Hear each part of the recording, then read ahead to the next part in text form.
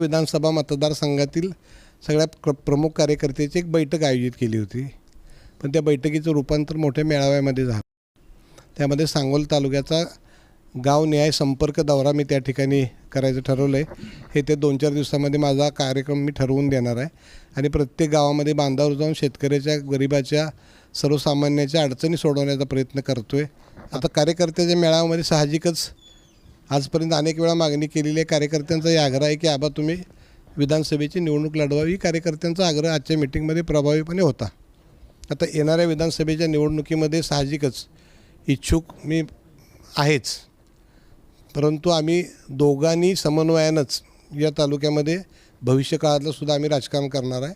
आमच्या दोघांची जोडी ही भविष्यकाळामध्ये अशीच अभेद राहील आणि त्यामध्ये सगळ्यात महत्त्वाची गोष्ट म्हणजे आम्ही दोघंही महायुतीतले घटक आहोत आणि आम्ही दोघांनाही वरील श्रेष्ठींमध्ये आम्हाला बोलवून घेऊन सांगितलं की तुम्हाला दोघांनाही न्याय द्यायची भूमिका आम्ही श्रेष्ठी घेऊ.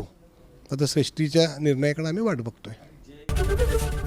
एबीपी माझा, उघडा डोळे बघा नीट.